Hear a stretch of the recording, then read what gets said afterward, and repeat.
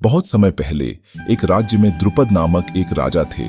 उनकी एक अत्यंत सुंदर पुत्री थी जिसका नाम द्रौपदी था। द्रौपदी के स्वयंवर का आयोजन किया गया जिसमें भारतवर्ष के सभी प्रतिष्ठित राजकुमारों और राजाओं को आमंत्रित किया गया।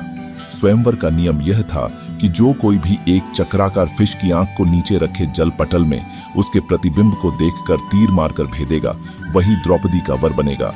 स्वयंवर में अनेक प्रभावशाली योद्धा और राजा आए जैसे कौरव और कई अन्य राजकुमार।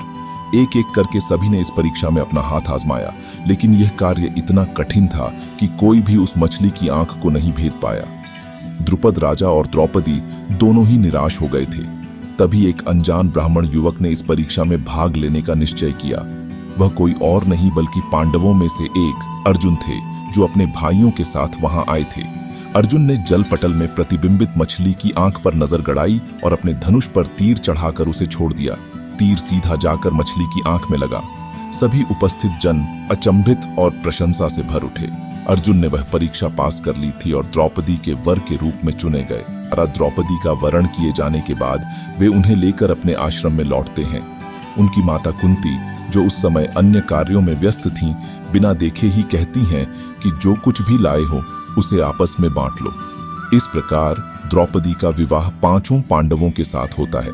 इसके बाद द्रौपदी की शादी से कुछ राजा और योद्धा नाराज हो जाते हैं, खासकर कौरवों का पक्ष।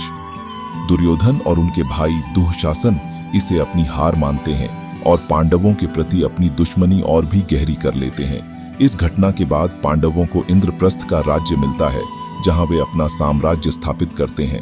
यहाँ पर युधिष्ठिर का राज्य अभिषेक होता है। इंद्रप्रस्थ में उनका भव्य और समृद्ध राज्य खड़ा होता है। द्रौपदी यहाँ रानी के रूप में अपनी नई भूमिका में उत्तम प्रदर्शन करती हैं। इसी समय दुर्योधन के मन में पांडवों के प्रति ईर्ष्या और भी अधिक बढ़ जाती है और वह उन्हें नष्ट करने के लिए एक चाल चलता है। वह पांडवों को एक जुआ खेलने के लिए आमंत्रित करता है। युधिष्ठिर, जो जुए के प्रति आसक्त थे, इस खेल में शामिल हो जाते हैं। यह जुआ खेल पांडवों के लिए विनाशकारी सिद्ध होता है। युधिष्ठिर जुए में अपना सब कुछ हार जाते हैं, यहाँ तक कि अपने भाइयों और द्रौपदी को भी। द्रौपदी का अपमान सभा में होता है, जहां दुःशासन उन्हें बालों से खींच कर लाता है। इस घटना से पांडवों और कौरवों के बीच की दुश्मनी और भी गहरी हो जाती है। जुए की उस भयानक रात के बाद द्रौपदी को कौरवों की सभा में लाया गया था। दुर्योधन ने उन्हें अपने जंघा पर बैठने का अश्लील संकेत किया, जिस पर भीम ने प्रतिज्ञा ली कि वह एक दिन दुर्योधन की जंघा तोड़ देगा। द्रौपदी के अपमान के दौरान जब दुःशासन ने उनके वस्त्र खींचने की कोशिश की, तब श्री कृष्ण ने चमत्कारिक रूप से उनकी लाज रखी और उनके वस्त्र अनंत हो गए। इस घटना के बाद पांडवों को वनवास के लिए भेज दिया गया। वे अपने वनवास के दौरान अनेक कठिनाइयों और चुनौतियों का सामना करते हैं। इस दौरान उनका सामना कई आर्षियों, असुरों और देवताओं से होता है। वनवास के समय में ही अर्जुन ने तपस्या करके शिव से पशुपतास्त्र प्राप्त किया। पांडवों ने अपने वनवास के दौरान भारतवर्ष के विभिन्न हिस्सों की यात्रा की। इस दौरान उन्होंने अनेक आराशियों से मुलाकात की और विभिन्न परीक्षाओं और कठिनाइयों का सामना किया। अर्जुन ने इस समय का उपयोग अपनी योग्यता और शक्ति बढ़ाने के लिए किया, जिसमें उन्होंने भगवान शिव से वरदान प्राप्त किया और स्वर्ग से दिव्य अस्त्र लाए। अज्ञातवास के दौरान पांडव विभिन्न रूपों में छिपे रहे। युधिष्ठिर ने राजा विराट के दरबार में एक संजय नामक सामंत की भूमिका निभाई। भीम ने रसोइया का काम किया। अर्जुन ने एक नर्तकी के रूप में अपनी पहचान छिपाई। नकुल और सहदेव ने क्रमशः अश्वपाल और गोपाल का। अज्ञातवास की समाप्ति के बाद पांडवों ने अपने खोए हुए राज्य को पुनः प्राप्त करने के लिए कई महत्वपूर्ण कदम उठाए। इसका विस्तार निम्नलिखित है। दुर्योधन के पास दूत भेजना। पांडव ने कुरुक्षेत्र युद्ध के प्रारंभ में दुर्योधन के पास दूत भेजकर अपने खोए हुए राज्य की मांग की। वे दुर्योधन से युद्ध के बिना राज्य को प्राप्त करने का प्रस्ताव रखते हैं, लेकिन दुर्योधन ने उनकी मांग को नकारा किया। दूतों का राजा के पास जाना।